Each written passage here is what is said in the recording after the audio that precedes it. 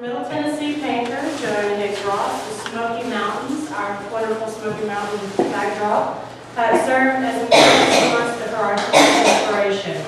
Her painting, Trees and Sky, for example, which is currently featured in our higher ground exhibition on the third floor, represents a response to her first trip through Cades Cove back in 1959. If you get a chance when you leave today, please go upstairs and check it out so you can see it in person. Her images are fantastic. Our projector is a little older, so what you see on the screen is not as vibrant as it really is. Shortly after her arrival in Knoxville in 1956, she becomes the youngest and only female member of the Knoxville Seven, an important group of experimental artists active from 1958 until 1965. In addition to Joanna, the group also included Carl Sublett. I should quiz some people in here. Bud Ewing, Walter Hollis Stevens, Richard Clark, Bob Birdwell, and Philip Nichols. Each artist maintained an individual style that utilized varying degrees of abstraction. Together, they produced what are likely the first abstract paintings in Tennessee and helped to establish a foothold in modern art in the region. She's remained active in the group until returning to Middle Tennessee in 1961. She received her BFA from the University of Tennessee, Knoxville in 1956. She pursued graduate studies in painting at the University of Illinois. She was employed as a staff artist at the medical division of the Oak Ridge Institute of Nuclear Studies from 1956 to 57, and was a designer for the University of Tennessee Graphic Arts Service. Her work has been included in numerous local, regional, and national exhibitions, such as venues as the Butler Institute of American Art, the State Museum, Memphis Brooks Museum, and of course us, the Knoxville Museum of Art. Please join me in welcoming Joanna to us today.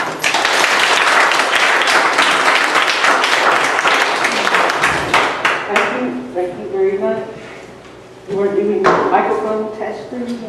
Sounds good so far. Well, if you need to get up and leave or run off to some appointment, that'll be okay. I won't assume that you're just so distraught over what you're seeing. Can't stand it anymore.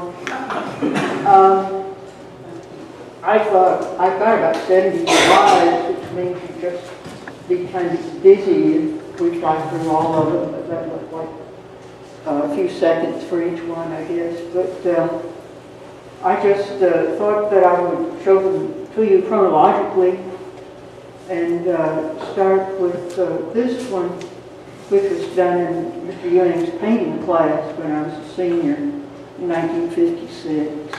So it's the oldest painting that I'm going to show you. Mr. Ewing would buy a lot of tent canvas, and because all the students were poverty-stricken, and he would, I guess he was too, actually, because he'd sell them to us, but he would let us buy the canvas for a few cents or so.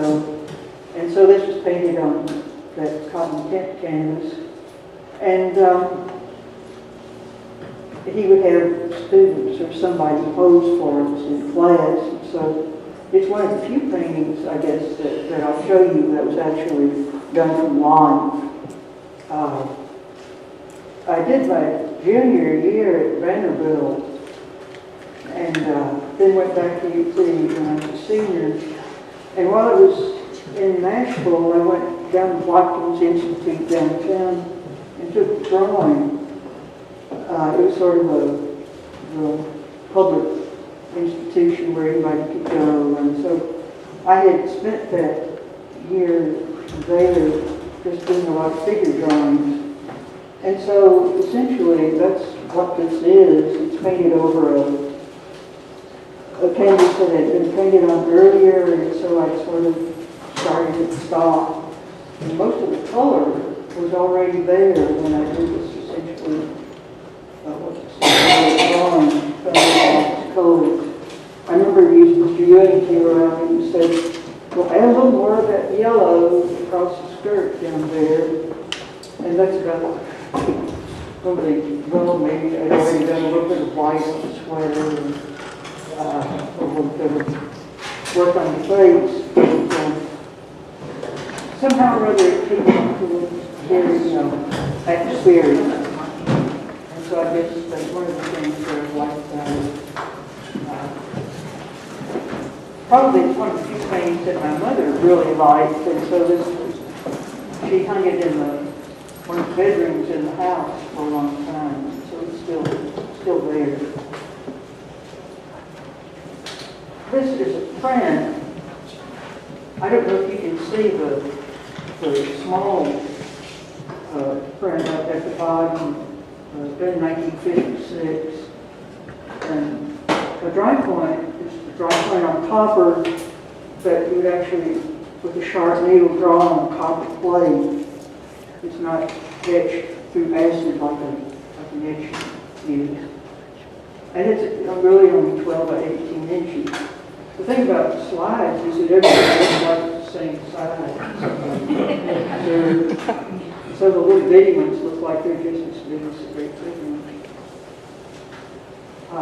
It's called June bugs because I remembered when we were children, my brother captured some big green beetle-like bugs that he would tie threads to, and then they would fly around. And that's what the little boy in the front is doing. And the rest of it is essentially just different things, like this little boy on the fence, or on the light being shown how to do. The teacher, the print teacher, Robert Cogner, used to talk about somebody who was like been hit by a board when there'd be some sort of accident or traumatic thing. And that upper right-hand corner is sort of this expression of Cogner about the little boy having been hit by a board. You can see his face, so it looks like somebody crying.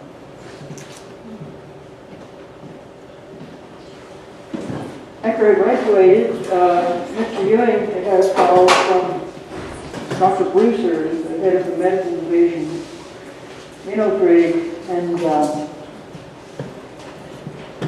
he needed somebody to just do drums. So I went to see Dr. Brewser, and he said, "Now, I don't want anything about art. This isn't art." And he was right. He wanted me to do a lot of lettering and draw graphs and whatnot. So I didn't really remember anything about drawing graphs, but Dr. Brewser was one of the most patient, kindest people I ever knew, and I liked him a lot. So, I worked for him for about a year. I lived in the dorm when I first went to Oak Ridge, and just arranged the room so that I could put the canvas up on the wall. And I just had this one room where I had the bed and everything else. And so this was done there, and it's supposed to be me walking to work, which was about, I don't know, about half a mile or so. And so it's this figure walking through the early morning. The painting was sent to Atlanta to a show, regional show in Atlanta. And it's the first time I'd ever sent to a show, I think. And it won an honorable mention, which was surprised all of us, I think. But I don't have that painting anymore. It was purchased by somebody from the show. And so this photograph really is from the snapshot that one of my friends made in Oak Ridge while I had it hanging on the wall. I hadn't seen it since it went to Atlanta. This is, as you can see, a photograph looking up into the trees. I started doing drawings that represented trees. And you get to 1958, when I went to Urbana to graduate school at the University of Illinois. And I remember early in the spring, I went out to do some drawings, and I was sitting on the porch of one of the houses that belonged to the university, and kind of a protected space where I could look up into the trees. And a fellow was coming down the street, and he walked across the street and came up onto the porch and looked to see what I was doing. And he said, "Well, I just came to see what you were doing, and now that I've seen it, I still don't know what you're doing."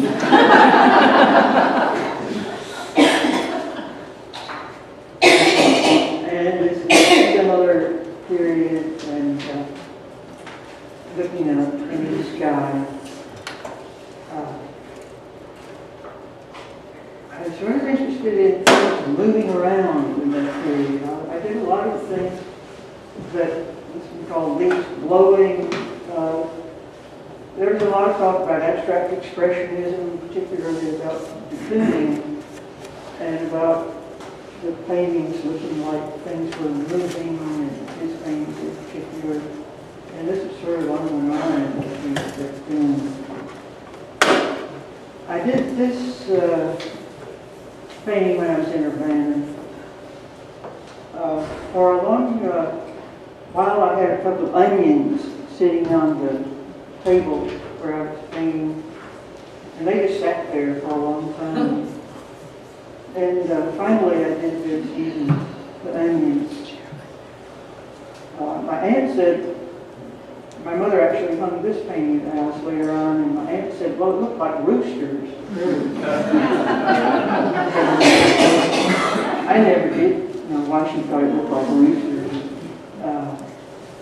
Actually, I think it's pretty realistic. I think two onions. It's called foam because I was still thinking about things blowing around, and this sort of idea of abstract expression is sort of limited my understanding of abstract expression was. But particularly some of the shapes and strokes and things really going around the onions, the things that seem to be moving, flying around. And that's why it is the name. That is 1958. That was the first year I was in Illinois. This was done during the summer after I left Illinois, and both my parents had grown up on farms in Middle Tennessee, and they had bought about, I guess, about 7 acres, where they built a house in 1950, and Daddy had put in a chicken house down the hill from the house. But he didn't have chickens by that time, by 1958. And so I went down there and sort of cleaned out the old chicken house and painted there that summer. This is pretty much a self-portrait. It's done from a little mirror ahead with old paintings on the wall side.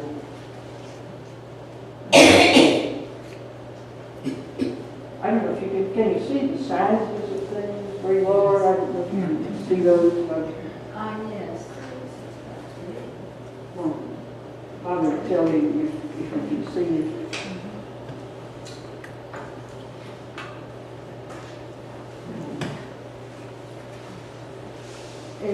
In the fall, I guess 58 and 59 and 60, I went back to Knoxville.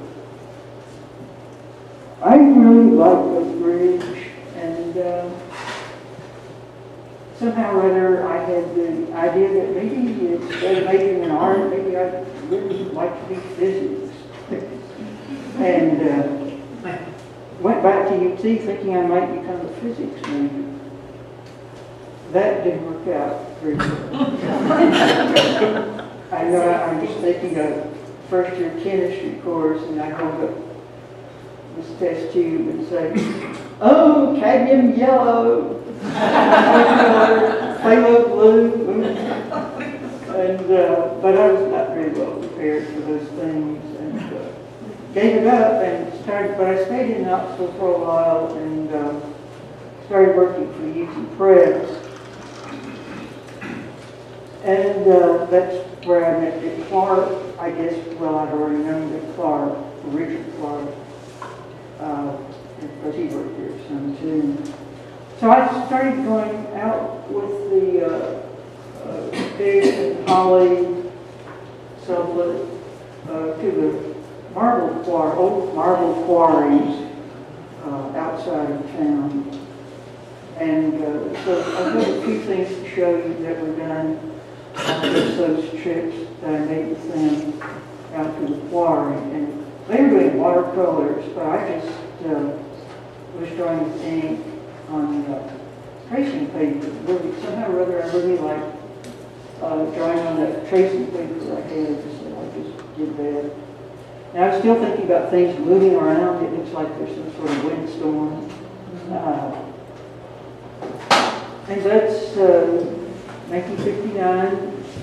Come to the trees and sky painting that you have here in the current show. And if you think about it, it looks like it's flying around too. I had a friend in Oak Ridge who liked to hike in the Smokies. He would take me up to the mountains, and we would ride around and look at the leaves a lot and one thing and another. And this was not painted in the mountains, but it's painted in a studio that they let me use on Temple Avenue and down in the basement of one of the art building. And it's just the memory of driving around in the mountains, looking up at the sky. I didn't have to drive, so I'd sit in the front seat, just looking out the windshield at front and looking up and seeing all these things sort of passing by. And so you see images of things that would sort of flash into view and then be gone. And this is the how I have to do that.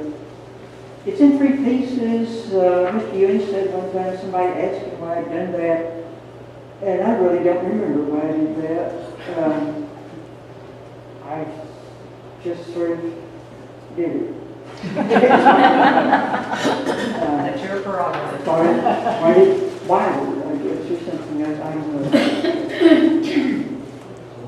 I guess in our history classes I'd seen triptychs, about medieval times, altar pieces, things, and I knew there were such things.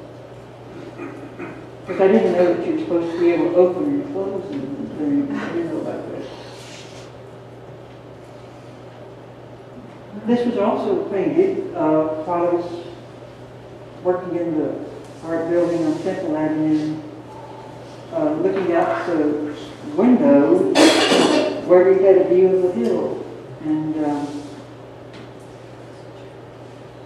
this of course, is Ayers Hall. And just whatever could be seen from that view and looking out the window. It's 1959 when I was still thinking about things flying around, moving, and looks like there's sort of a tornado going through.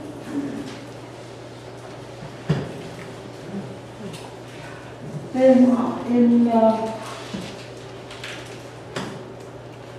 the painting that you have, I don't think you have a painting, but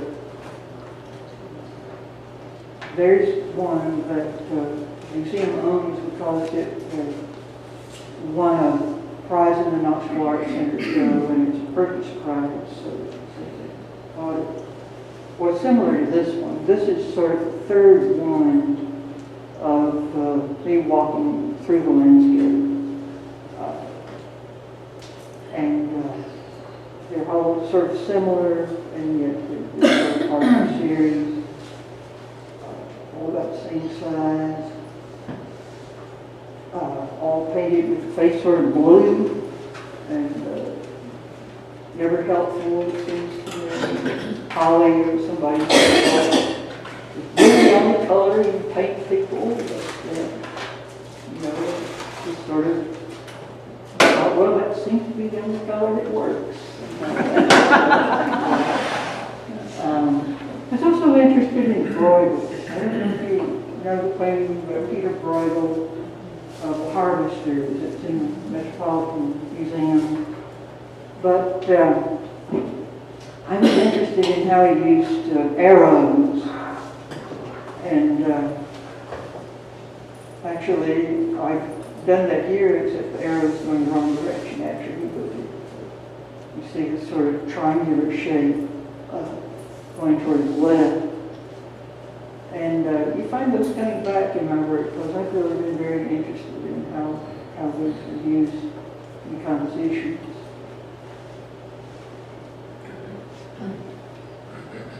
This is also done while I'm still in Knoxville.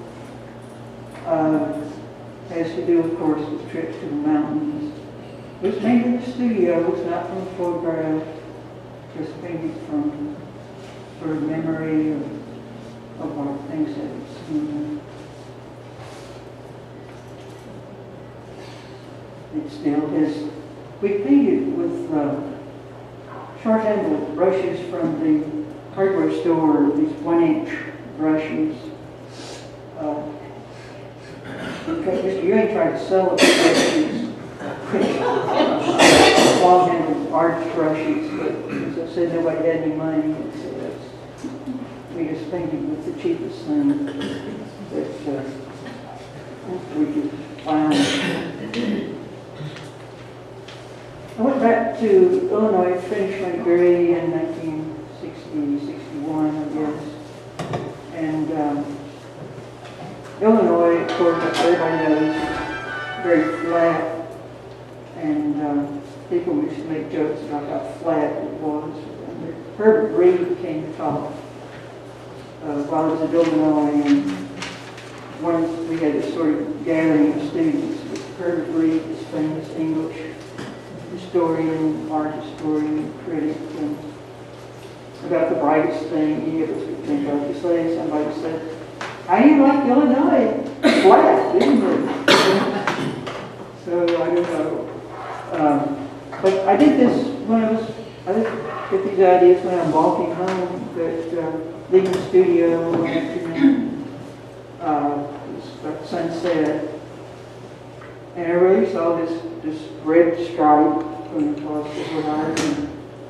And of course, being Illinois, cold as could be, and snow on the ground. And so that's why it's always white. It's similar composition to one that with the figure that I showed you, with this sort of arrow-like shape.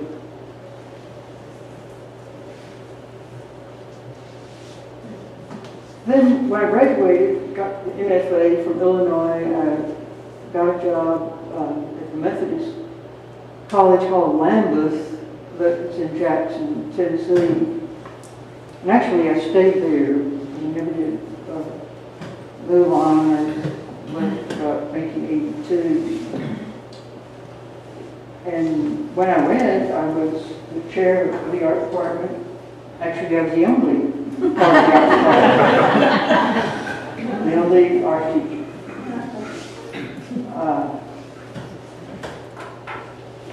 So I continued to paint, just whatever. And this is essentially another one of these, me walking around, paintings. And I was trying to branch out, and so I figured out some way to make the face a different color, so it's blue, in different shape. And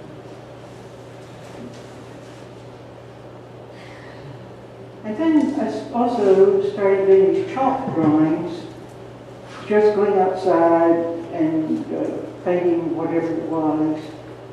Actually, this is where I live on Burton Street, and this is the back of the house.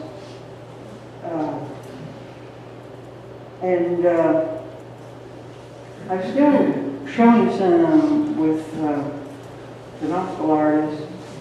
I remember one time, I'm not sure just when this was, but I sent them some drawings. I think they were chalk drawings, sort of like this. And they used to talk about my drawings look sort of 19th century. I remember when I was in Illinois, they said, well, it looks sort of 19th century. Many impressions, I guess. In that show they were doing in Knoxville at that time, it turned out, I didn't know ahead of time, but it turned out they were all doing pop art. And I said, keep those things away from my 19th century.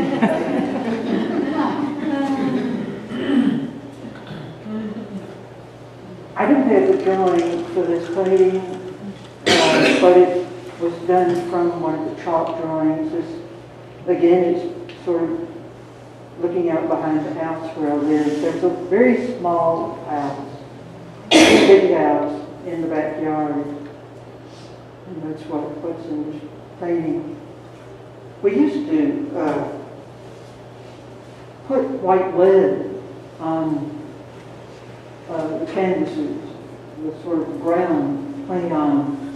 And you could buy this Dutch boy white lead at the hardware store. And we painted with it. I think this was done without any thinner in the paint, and I just was putting it on with a painting knife. And so this thing's very thick, and it happens that the light is from the side here, and you can see sort of the strokes and perhaps an idea of how thick that thing is. It was not very long after 63 when this was done that white lead paint was outlawed. We talked about how it was poisonous and whatnot. So they stopped using it. This, I had when I went to Lambeth, my studio and office were sort of up in the art, well, the whole art department was up in the attic of a building that was primarily the dining hall. And this was done there, and in the upper part of the background you see it's a window, and this plant in the foreground.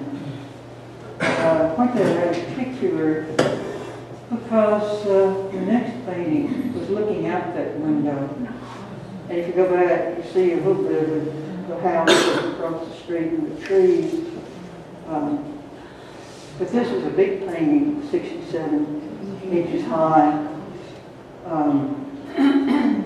That I sent to a show in Memphis called the Mid-South Show, and it won the prize that year.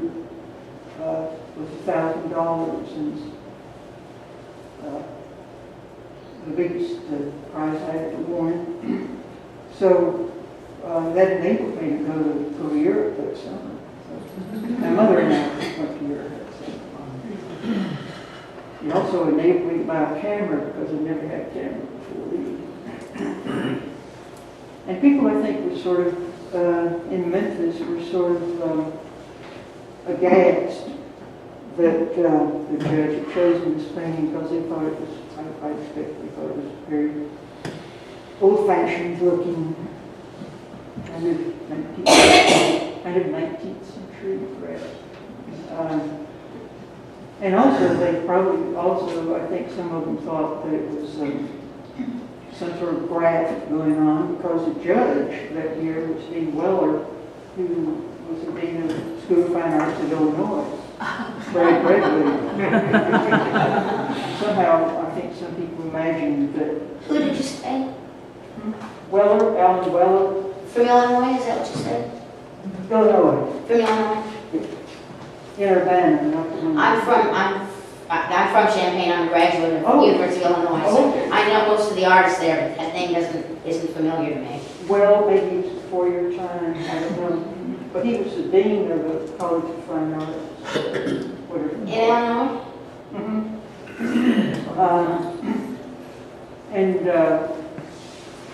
So anyway, I went to the opening and they played a recording that Dr. Weller had made about choosing the show and whatnot. And I sort of, tears came to my eyes that night because he said, artists through the centuries had painted just things that they had encountered, things in their own lives. And I thought, well, that's what I was doing. And try to paint things that I sort of understood, things that I saw, and without trying to be very fashionable. But I'm still trying to be fashionable to some extent. Still doing trees, trying to do trees.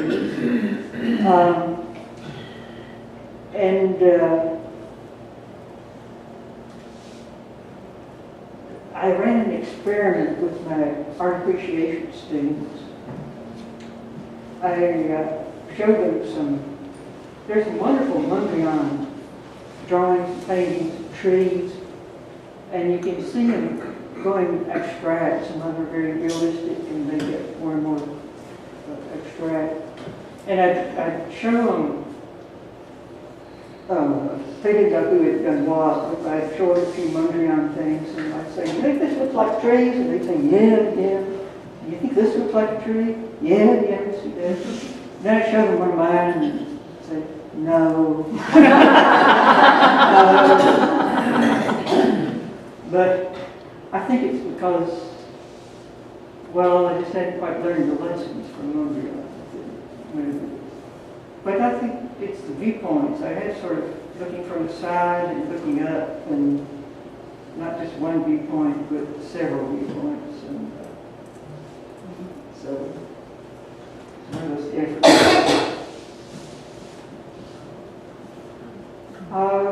We talk about acrylic painting now, mostly somehow or other.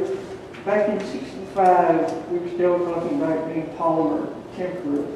People hadn't quite figured out calling it acrylic, but it's pretty much the same thing. But it's when it pretty much became popular.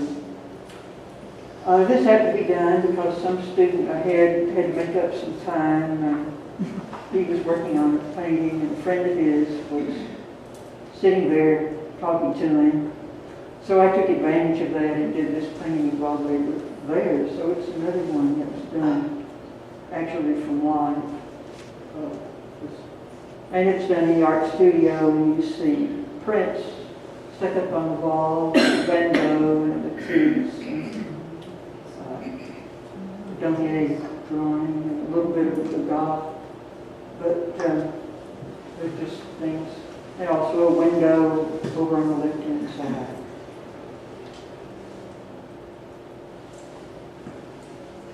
This is 3 versions done on one canvas. The left-hand side, where you see the date, 64. I started this painting. See one student sitting in a window, and it's done in my office, of course, where I was painting, and stuck the canvas up on the wall. And there's my desk. I guess Lambeth couldn't afford desk chairs, special chairs, so I used this folding chair. Used to use a sack, paper sack, for wastebasket. So anyway, 65. I took another run on the same canvas, and then 66 I took another run at it, and that's why I showed you all 3 of these at the same time. You see how it changed. Some things sort of stayed the same, but pretty much everything shifted around. and this is the one that's on the right. In '66, there was sort of this idea about the state appropriating money for buying art or something, and this one was purchased and it went into the Tennessee State Museum collection.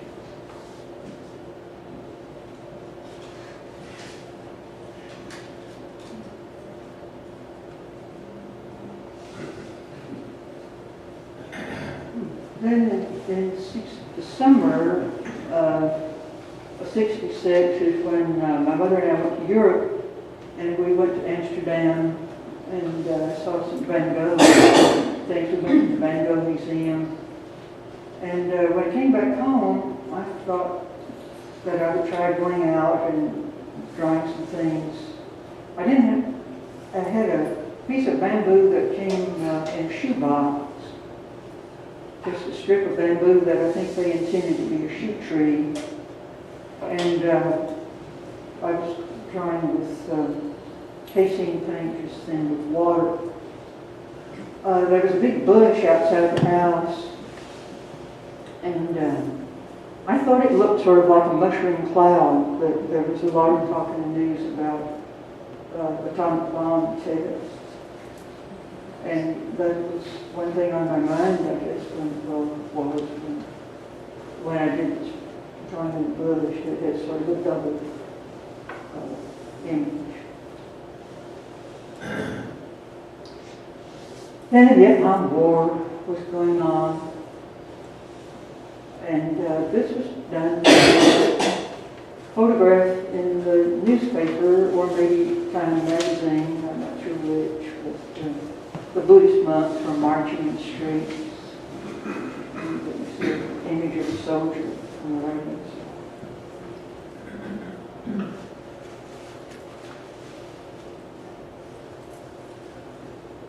And this was a lot of politics going on in the '60s.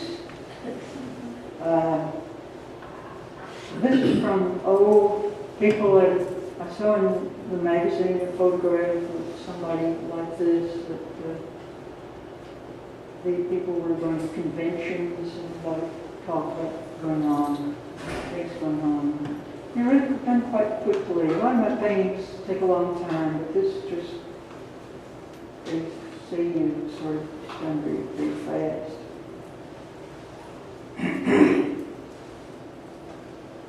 George Wallace was running for president, off and on in the '60s. And in Time magazine, I saw this little photograph of Wallace presenting flowers to Abraham Lincoln. In Illinois, there was a big sculpture, some sort of big monument of just Lincoln's head. And that's how I had to do this one. Lincoln looked so sad. It seemed ironic that George Wallace would be offering flowers to Abraham Lincoln.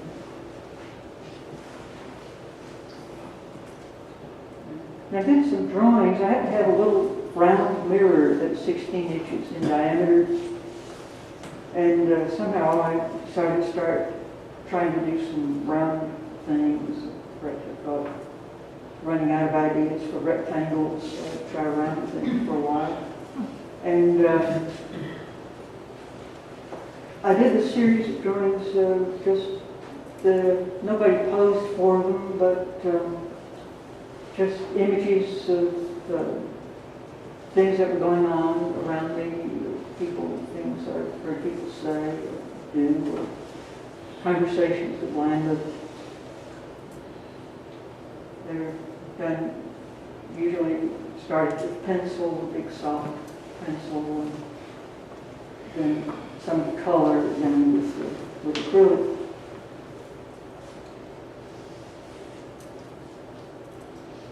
This one, of course, about problems of communication.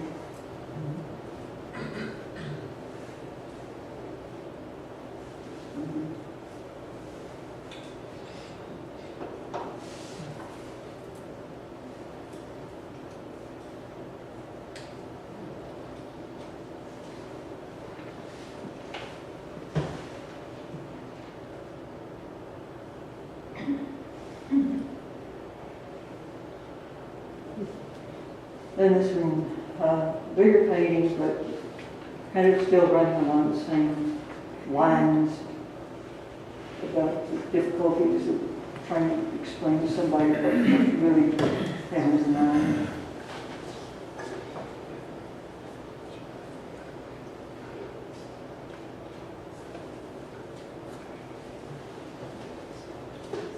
Then I went back to trees.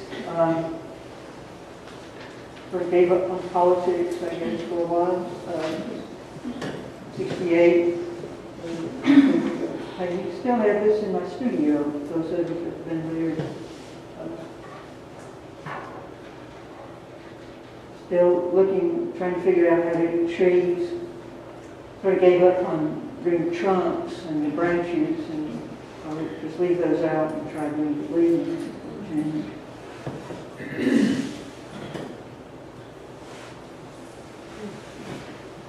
There were big oaks out in front of Lambeth. They moved the art department to the top of the administration building, the oldest building on campus, and you could look out the window and just look into the tops of these big oaks.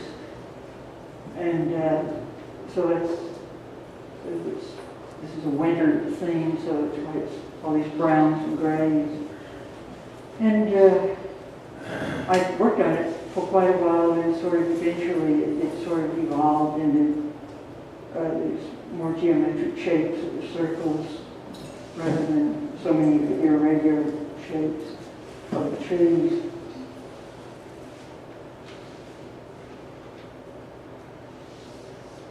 This was done with oil. I began to have problems with some of the oil paintings I had cracking.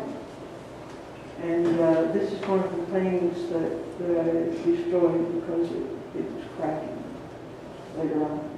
Lost it. I started doing more with acrylics. And during the summer, I've usually spent the summers with my folks in Nashville, and I took in Jackson, we would go out to Bemis Mills, which is close to Jackson, and they made cotton canvas out there. And so we'd buy it by the 100 yards, and I'd buy it for the students to use, and I used some of it. And so I rolled out these stretches of canvas outside in the yard, out on the ground, and sort of mixed acrylic up in tin cans and sort of splotched it around and painted it and poured it, and not really knowing what it was going to do. I did it was sort of an experimental work. But the theme was a garden, painted out in the garden. My mother had flowers and blooms, so it's like an images of garden. And this one has a butterfly, a blue butterfly, flower shapes. I have this painting. The neighbors happen to have this one. The poor neighbors came over a few years ago, and she needed to redo her house because she was going to have a big wedding.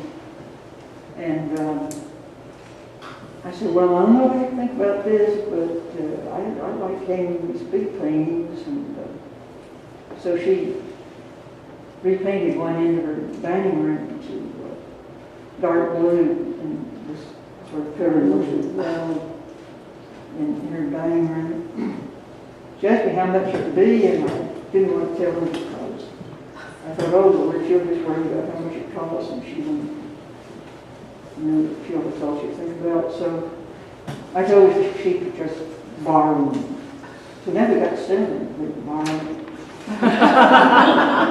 Then I threw them out the glass and had them close by.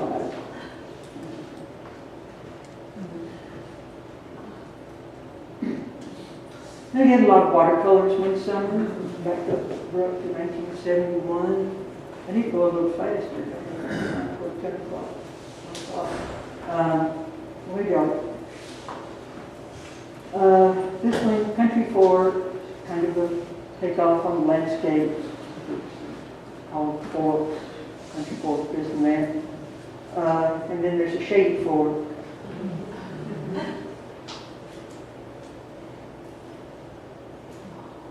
Then I did another summer, rolled this canvas out on the ground and did some more old garden shapes, but this one maybe more abstract than the earlier ones I've done. And bigger, these are bigger paintings than those first ones I've done for the most part.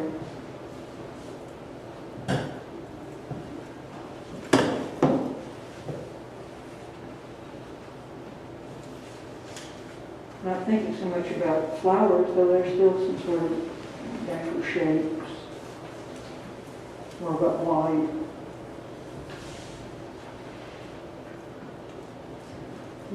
And this is back to stretch canvas. They used to paint on linen most of the time. This was a show in Memphis. When I was driving home for lunch one day from driving home from Landis, it was quite cloudy and dark. I passed a house that had locusts or crocuses blooming in the front yard. These little yellow crocuses. And that's how I happened to do this painting with these light shapes actually are yellow. And it was all this dark,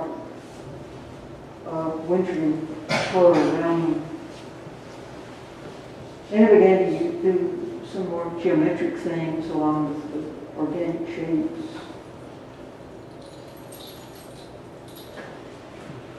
And I did try to do some of these very big paintings by just sort of throwing it on there or brushing it around.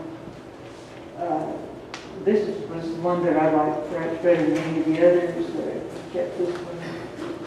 See the paint running. Still some flower shapes along with the geometric shapes. Really, they were like big watercolors. Very, very thinly painted. This is one of the students sitting for us in my painting class. So this is another one done from life. This one, on the other hand, was done from a little photograph that had to be printed in a Memphis Academy of Arts publication. He was the director of the Art Academy in Memphis. And a good friend of mine helped me out with some things while I was at Lane.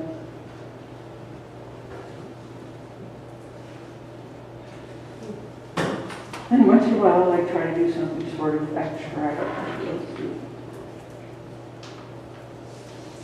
Didn't do very many really hard-edged things, but I thought this one worked better than most of them. And then this one done the same way. We're putting masking tape on the canvas, so it's straight edge.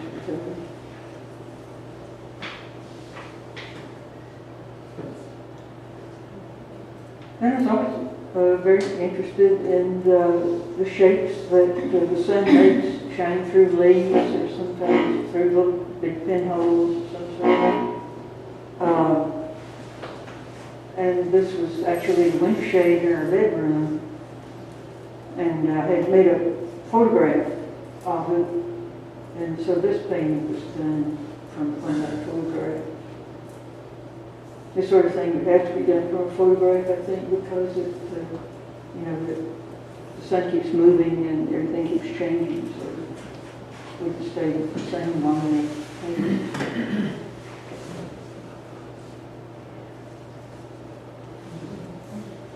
I got married to one of the scientists that I met in Oak Ridge in 1976. He was a very deliberate MD, PhD, and it took him 20 years to decide that maybe I get married. Actually, I think he wouldn't have done a thing except a psychiatrist. So, yeah, proposed. So I think this has been our wedding trip. We went off to the mountains. Then this was done back at Lambeth. With acrylic, and I worked on this a long time. And then I did a second one, much quicker, with oil right after that one. And I always felt like I had trouble with the landscapes being too cold. A lot of blues and greens. I couldn't quite figure out what to do about that. So I painted, before I did anything else on the painting, I painted the whole thing red with acrylic and then painted over it with, after it dried, painted the landscape over it.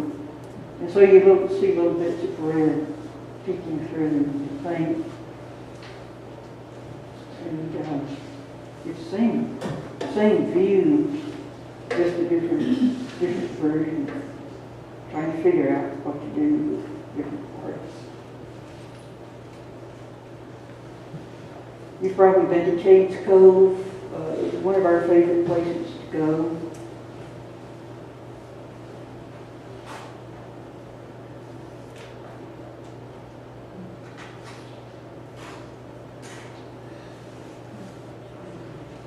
Some of these are oils and some of them are acrylics. Different treatments of the lower part of the painting. If you're interested in what to do with this strip across the bottom.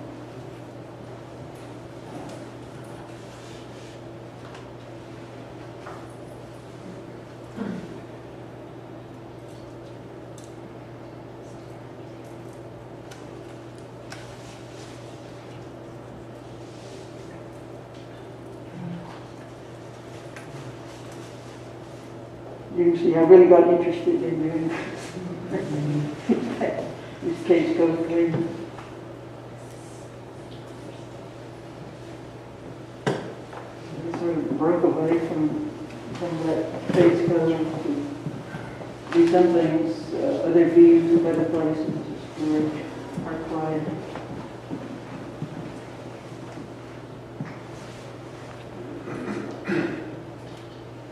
And probably then Fighting Creek Gap. Never deer in the Smokies.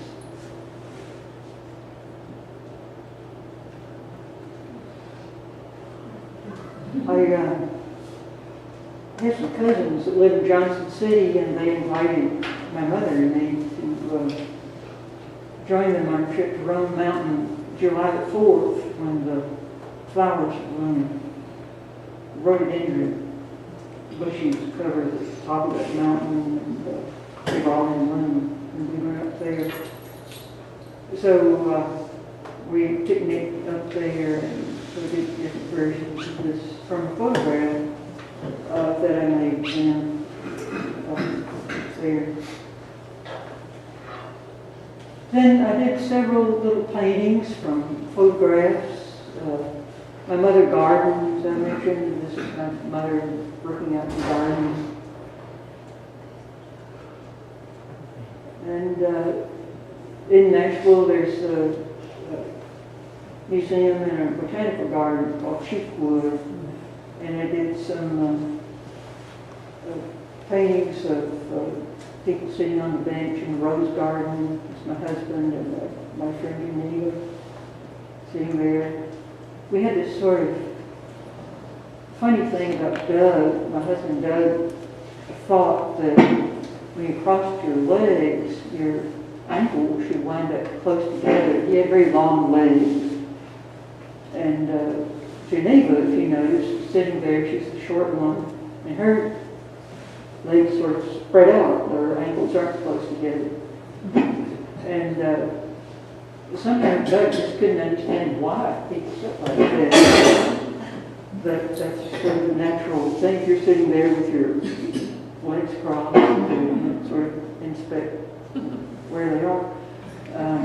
But anyway, they're sitting there on the bench in the rose garden. Geneva liked to farm. Her husband was an ophthalmologist, but they did a little farming. And one time Geneva said she wanted to plant potatoes. And I said, potatoes? Why do you want to grow potatoes? They're like, you know, dime for a big bag of them.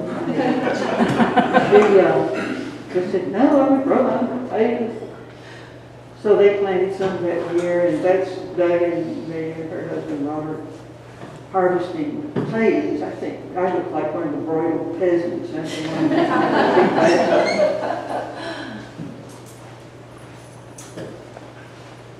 Then my mother liked to read. She pictured like Agatha Christie mysteries and that sort of thing. Anything with a lot of bodies in it. She had a black leather chair where she liked to sit.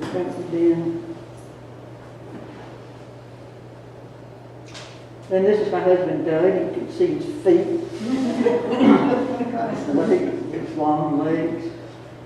And this, I actually did make some photographs of him. He didn't like to be photographed, so I had to catch him when he was doing something or other. Here he's sort of hidden by the newspaper, so he didn't mind being photographed. But this is actually him sitting in the den of where we live. And then I also painted him sitting on a bench of cheapwood, and he saw this and said, I never did sit on a bench of cheapwood reading the paper. I said, well, I know, but it doesn't matter. Put you anywhere. This was painted over red. You can see a bit of red in the upper part. And they also did the bench without anybody.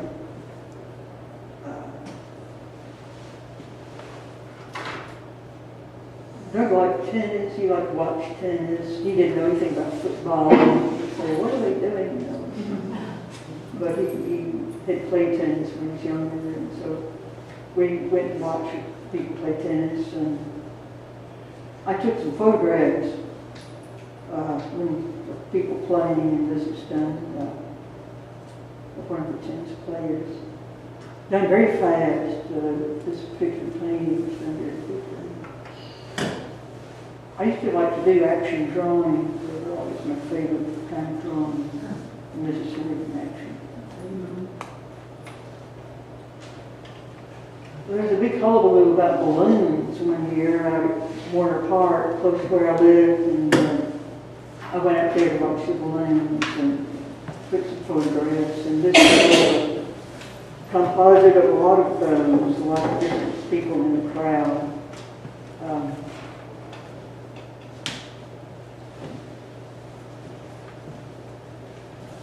Then this was painted in my new studio. It was built about 2000, 2001. Another one, a big oil painting. It had so much paint on it, in fact, that it just sat in my studio. Most of the paintings weren't so heavy and I could pick them up and move them around, but this one has so much paint on it that I can't move it. So it's just has to sit in its in my studio. Am I doing that? It's just magic. Is it saying that's kind of stuff? Just back to me. I think Carol Wunderlich seems to have this painting. Unless she wants to give it back to me. I want to see the original. I know she's got it.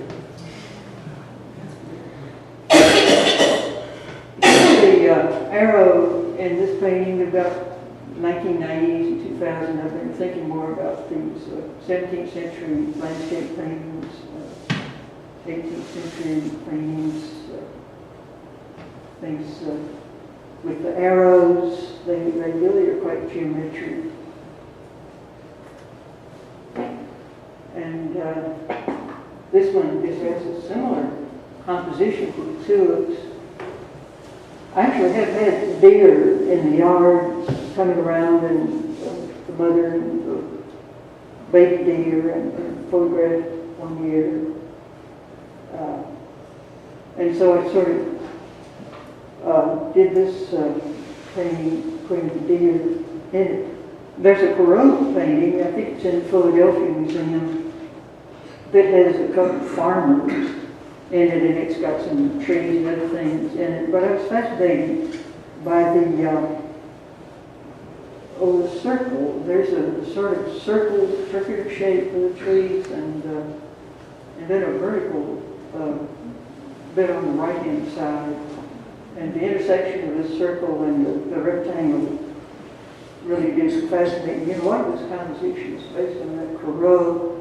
I didn't notice all the little teeny whites and little bits and things, and how the lines were so parallel, just running across the composition. I was just amazed when I really started to copy it.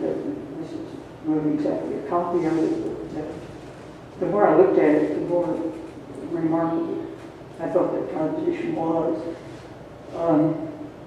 So anyway, the Corot really has two people, two farmers, some sort of graphic deer. And the color, you know, there are a lot of differences. But anyway, I did a series of paintings called Corot Variations. You notice another long day from this one, 2002 or 2006. Because I sometimes put paintings away, and then I pull them out and work on them some more, and put them away, pull them out, work on them some more.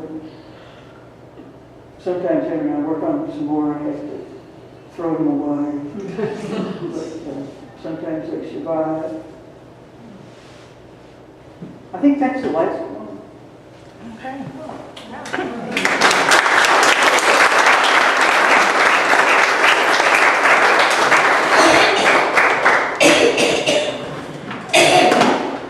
We're running close to time, but if you have a few questions, and if you need to leave, that's fine, but if you have a couple of questions, now's a good time. The huge canvases that you painted on the lawn, did you ever stretch them, or did they just stay? No, I didn't stretch them. The largest ones I did, I took back to Lambeth, and then after I got them to Lambeth, I stretched them and used them in shows, and just there, and didn't send them anywhere. But they were so big, they wouldn't go in the car. You know, not a very practical thing to do. And some of the ones I painted were verticals, and we hung them around school with banners. We hang them from the top, and they would go down to the floor. One year, I hung these banners all around a little room about half the size of this in the cafeteria, where they're going to have a big trustees dinner or something. And the next morning after I hung them, I went over there to see about them, and they were all on the floor. They were just like they'd fallen down. They were down on the floor. And I don't know quite how that happened, but I asked the dean if they were all right while they were having dinner. And he said, well, he didn't notice.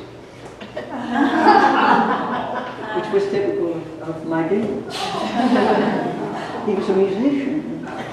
But one time he said, well, he just didn't like art, he liked nature. That's awesome. Excuse me, oops, I have a question.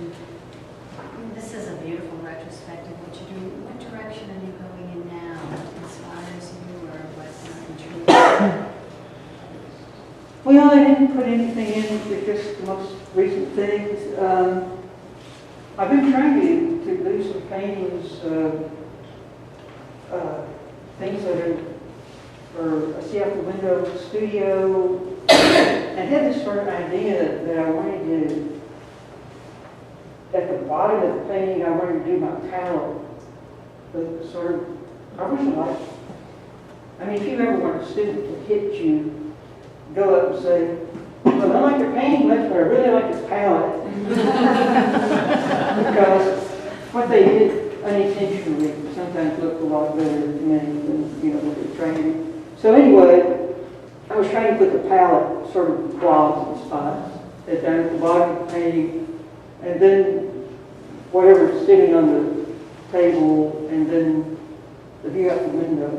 And this is supposed to be a painting. And some of them worked, and some of them didn't work very well. But I've done a number of those. I have brushes sitting in Quaker Oats boxes, and so I have these Quaker Oats boxes and everything. Anyway, that's what I remember. And also the view out the window of the front of the house. The living room has a big picture window, and it looks out on the cedars, which is looking east. And one of the last things I did is the sun, really early in the morning, the sun in the cedars. I noticed in your studio, I don't think I saw your signature on your paintings, but I saw a whole lot of your paintings in your studio. I don't sign them ordinarily. That first one I showed you has Higgs down at the bottom, that is one of the students. That's one of the few things I've ever signed. I always put my name on the back. Sometimes I'm sort of disappointed that sometimes people get them and they frame them and they put this paper over the back of the pages. And it hides it. And so you can't see anything that's written on straight. But anyway, I don't know. I just don't. Sometimes it seems to me people, the biggest thing in the painting is their signature.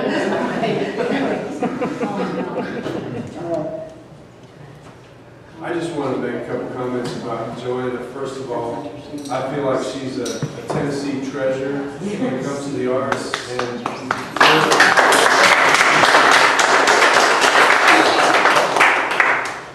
we came this close to not even locating her. Years ago, when we were working on Higher Ground, one of the things that we became interested in is finding out more about the Knoxville 7. Who they were, what work they did, who might still be alive in the group. And we pretty much knew all the characters, but there's this one woman that managed to sneak into the group, Joanna Higgs, and we saw her face in this 1960 catalog that included all 6 of the 7 artists at the time. And I called around curators and other artists and people associated with the art department, and I said, whatever happened to Joanna Higgs? And some people had theories, I think she moved back to Middle Tennessee, or no, I think she's up in Illinois, or they didn't know where she was. And so this is one of the wonderful times when the internet is such a fantastic tool. We did some online searching and found a Joanna Ross in Nashville. And I knew she was from Nashville, and the age was about right, because it's amazing what they will say about you on the internet. And so I ended up contacting my curator associate at the Tennessee State Museum, Jim Hubler, and I asked Jim, I said, Jim, you all own one of her paintings. Is this the same Joanna Higgs Ross that's there in Nashville in the phone book, on the white pages online? He said, I really don't know. And I figured if he doesn't know, who does? So he was willing to make a phone call to this number that I found online. Good for him. It could have been, who knows, it could have been anybody, but it turned out to be Joanna. And we then, I zipped over there to meet her and talk with her, and she was very gracious, allowing me to invade her home and look through all of her files and her paintings and her studio, which is fantastic, by the way. And then she allowed our docent group to go over and invade her, and now we're bringing her here and invading her with all of you. So we're really glad that you're back on the radar for us, and glad you're involved here. And I also want to point out she donated a watercolor by Richard Clark to our collection, which we're really thrilled about too. So. Did Jim tell you that you had contacted him, and so he tried to telephone me? And I get a lot of calls from telemarketers. He didn't tell me this part of the story. And people, you probably get these all the time too. And when poor Jim first called, I thought he was a telemarketer and I hung up on him. But he called back. And I was the answering machine, take the call. And when I heard him say more, I thought, well, maybe he's not a telemarketer. He was saying something about curator for the Tennessee State Museum or something or other. And I thought, well, maybe I'd better talk to him and see what he wants. So anyway, poor Jim, you might have lost it again, but you didn't pursue it anymore. Your paintings are in what museum? Pardon? Your paintings, or your work is in what museum? Well, Brooks Museum in Memphis has that one tree. And then State Museum has that one I showed you. And this one, and I don't really think of any others offhand. Have you ever sold through galleries? Some. I had an agent in Nashville. My mother went to the hospital to have a cataract operation, and back then, when that's done, they kept them overnight. And she had a roommate, and my mother and this roommate got to talking, and one said, my daughter's an artist, and the other one said, oh, my daughter's an art agent. And it turned out that the art agent, the art agent was a sister of someone I'd known in high school. So that's how I got my agent, sort of by accident. And I used to say, well, she really didn't sell much, but when I was going through things, getting ready for this program, I thought, well, Ann actually did sell more than I gave her credit for. So a lot of these I don't pay anymore. Is your work currently available for sale? She's Ann sort of stopped being my agent a few years ago, and I didn't find out for a couple of years. I thought, well, she really isn't selling much these days.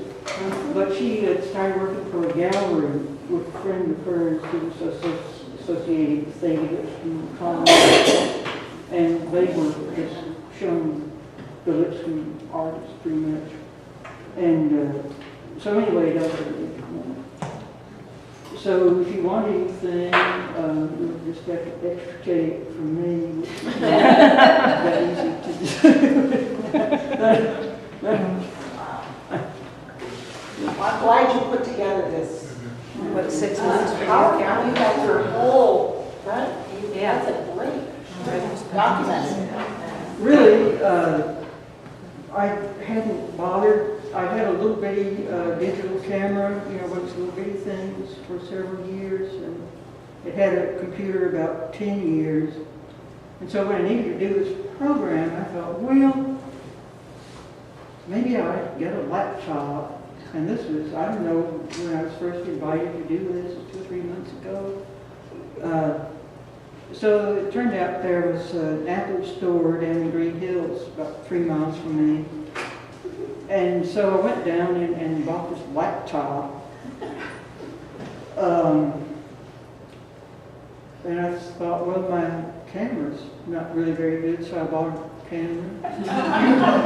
And a lot of the paintings I don't have anymore, I have prints of, and so I had to also get a scanner.